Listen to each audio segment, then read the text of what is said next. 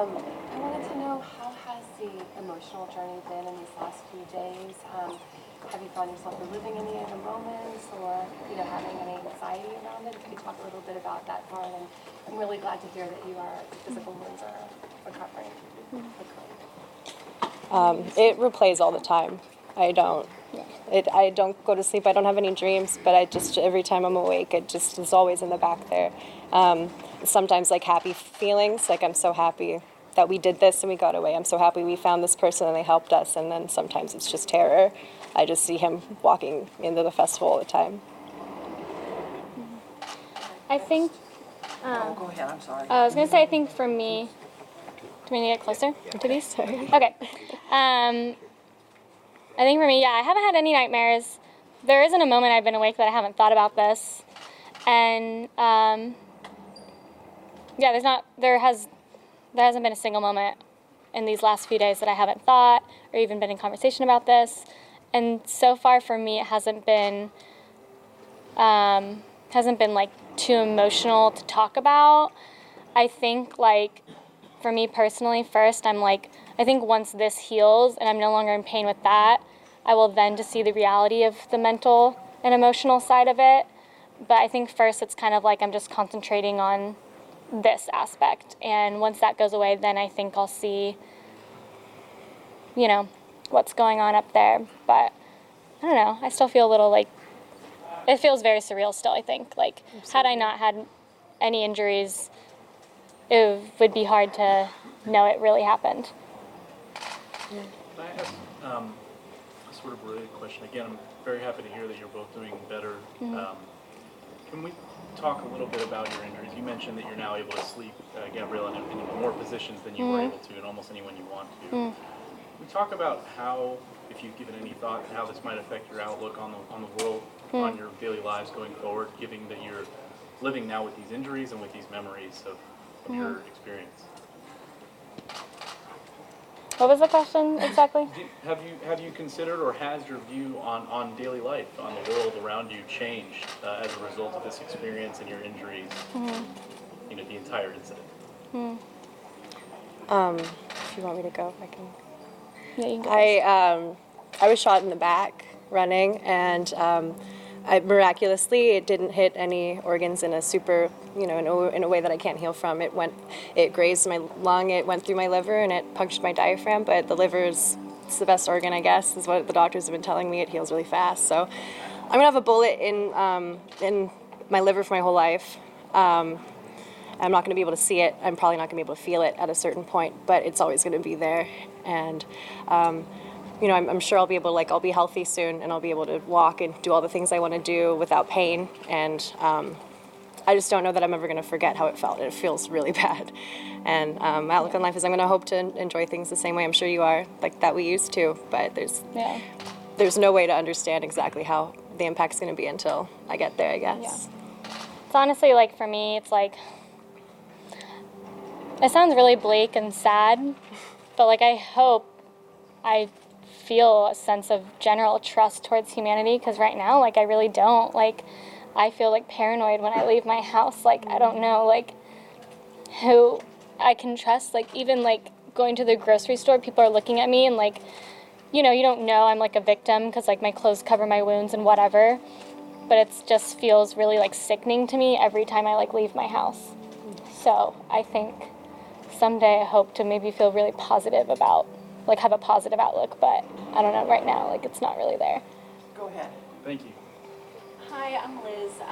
Thank you guys for speaking out like this. I'm so glad to hear you guys are doing well. First, could I just get your ages? I don't think I got that. I'm 23. I'm 26. Okay. I have a question, but I also am curious, in addition to my question, to ask you about in your GoFundMe. You mentioned being off health insurance now at 26, so if you want to speak about that. But if you could also both just sort of go back to that moment in that bounce house and describe kind of what that moment is like. Did you see the gunman? Did you hear just a little more about sort of the terror of that moment? We both saw him, and I think at the same time, we both saw him. And we have the same images in our head. They're very aligned. We're halfway up the sort of stairway to get up to the top of the bouncy slide, kind of crawling between these weaved bungee cords, and both at the same time, I think. Or I remember seeing him being silent for so long and not moving for so long, and it took until I think you said what you saw, like you confirmed with me I was that like, let's go or something. Because you see him, you don't think it's real, you don't know how to expect that. So it took until Gabriella was like, I think he's gonna shoot, that we just booked it. We got out of there as fast as we could. It was the most terrifying place for us to be. Yeah. It was just boxed in on all four sides, just at the like middle of this bouncy structure. You get to the top and the gunman can see you. You get to the bottom and hopefully you can run, and we ran. And Were you both when you ran? What? You both were hit when you were running? Yeah, we were hit. running in the parking lot when we were hit. Yeah, just right next to each other in the same span of time. Same 3 shots. Yeah. When you heard the shots initially, did you realize what it was immediately? Gabriella did and I didn't. Yeah. I remember Gabriella was screaming, I was hit. So you knew. And I felt it in my back and I thought maybe I was getting a cramp in my side from running. It took a really long time until I saw like the blood on my hand to know that that was the reality. I just kept running. I didn't think that had happened. Yeah. It felt like a quick burn to me. I was running and I was like, shoo, shoo, and I felt like I got like pinched or like burnt, bee sting like type thing. And I knew, I was like, I just remember being like, I'm hit, but I didn't look back. I didn't stop running. Like we didn't ever look back one time because I was like, Just gotta keep going. Yeah. But I think at the top of the bounce house, we heard the first initial shot, and Brynn and I remember she was on the level below me, and I remember looking down, and we were like, what was that? Yeah. And then I immediately located him to the left. He was like over my left shoulder, and I saw him with the gun, and I kind of was like, I just like stared, and then he started rapid firing, and I was like, okay, let's go. And so then we started, but it felt like a very surreal moment. For sure. It took a really long time for me to register, like, this is happening. I heard it, so I knew we were supposed to run, but the fact that he had, like, a real gun, it's still, like, hard to register that's what happened. Yeah, thought it was a joke or something. Yeah, I thought it was a joke. I saw him in the car. I was like, I think it was just a BB gun, guys. And, like, I just kept repeating that because I think I was just, like, I don't know, I've never seen something like that. It had such a long canal to it. I literally, like, I could only reference movies, like, or video games. It was just, like, seeing something like that in person, just, I could not have, I didn't have a relatable reference point. Thank you, ladies, for doing this. When you get up in the morning now, since that event, what do you think of? I think my pain first. I'll be like, oh, it's doing better today, or oh, it's doing worse. That's what I think of. I'm just like every morning I wake up and I'm like, it's time to get out of bed. And it's kind of like hard because of these like wounds. And so I just think like, I kind of recognize or check in with my body like, oh, it's doing better, it's doing worse. And then I think of all the paperwork I need to do, like those realities. Yeah. I haven't left the hospital yet. I'm still, I'm getting discharged tonight, probably right after this. So I get woken up all through the night to get checked on, and it's a sign of a blessing. I don't have to think about my own health. It's why it's been so nice to stay here is that I have a whole team of people communicating to me what I'm feeling, what I'm going through, what's going on, so I don't have to even process it yet because it's all too much. I've never dealt with a gunshot wound. And so I wake up in the morning and I think about how unreal this is, and I'll have people coming to visit me, and it just still like strikes me as like it shouldn't be true that I'm like laying in this hospital bed waiting for my parents to come visit me, and waiting for like my IV and my medication. It's just it's unreal. I just try to process that every day, but it won't feel real until I'm home. Yeah, I don't know.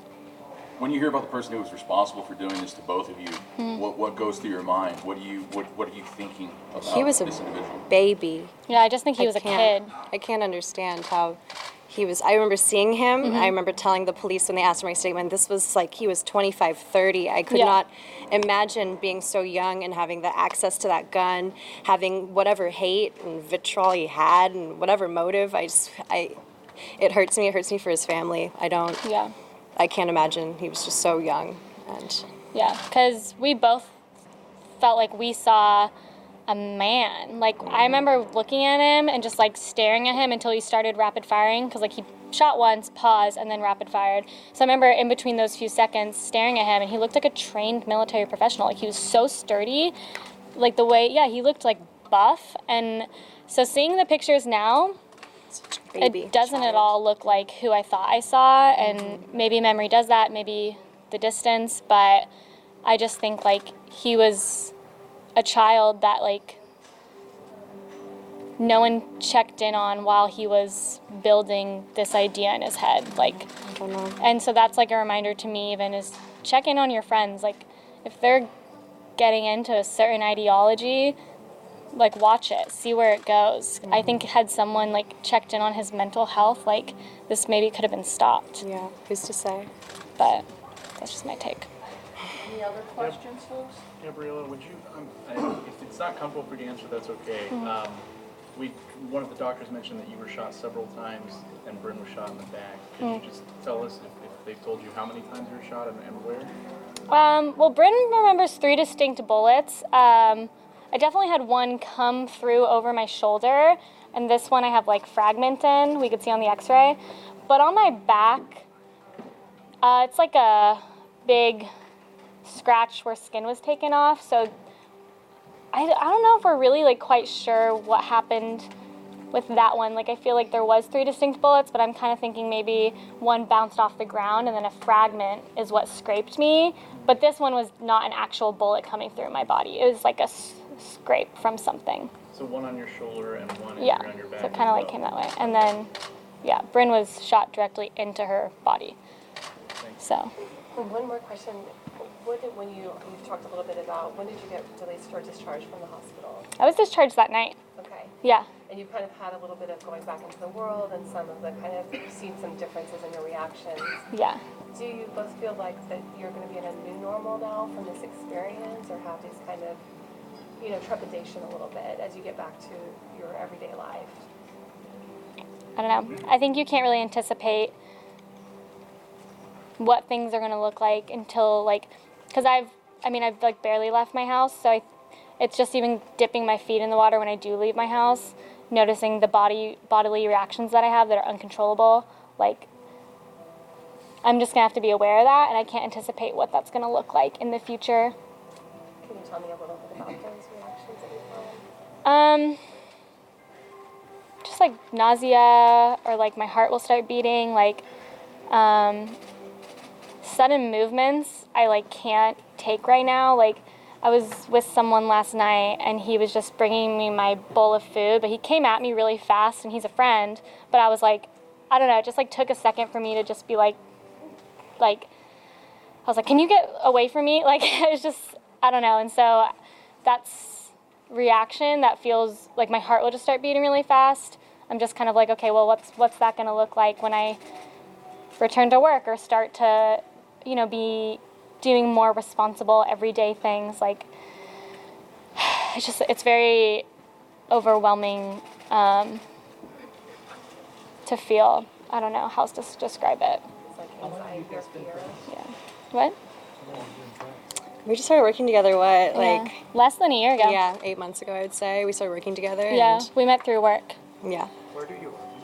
We work at Bantam. It's a restaurant in Santa Cruz. Yeah, we work at an Plug. amazing It's- yeah. farm-to-table organic restaurant. It's very Santa Cruz. It's local. It's seasonal. Yeah. We'd love to have you.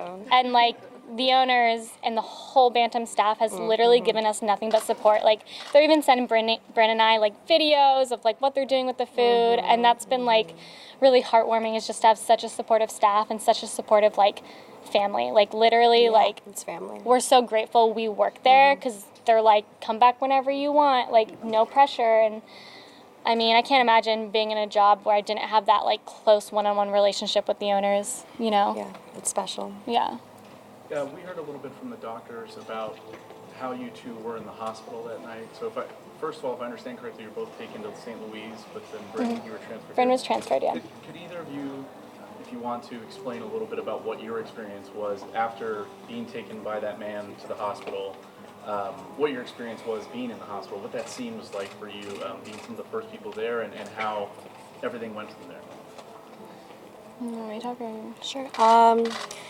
Me and Gabriella, we arrived at the hospital at the same time, and it was like this immediate separation between us. I was immediately rolled into a room where my friends couldn't come, my boyfriend couldn't stay with me. They didn't really know what my condition was, and they knew they immediately had to take me to a trauma center that was here, that was at Valley, and so it was terrifying. I only get snippets of what it was like for you guys to stay there, but it was like immediately ripped from my friends. I'd never been in a hospital like for that, and was just, there were people surrounding me, and they were very gentle, and they did their best to explain to me what was going on, but it was terrifying. I was being rolled down hallways with like people on all sides of it, and just other patients left and right, and yeah, it was terrifying. It's as comfortable as it can be, but I didn't have my phone, like she said. I didn't have my shoes. They cut off my only romper.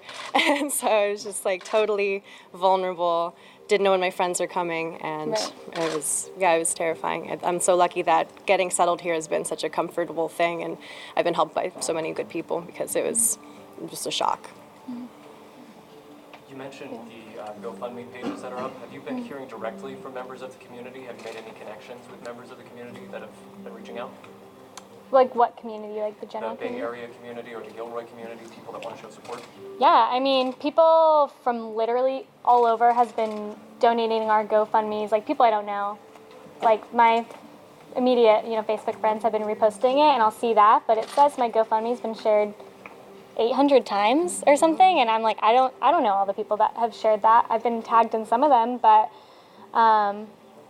yeah, I think literally everyone is doing what they can to. Like I've had I've had quite a few local businesses donate to me that I know of, like the Penny Ice Creamery and Snap Taco and Redwood Pizzeria, and a lot of restaurants have been doing fundraisers for us and just splitting it among the victims. You both not have insurance? Yeah, we both don't have insurance. No. So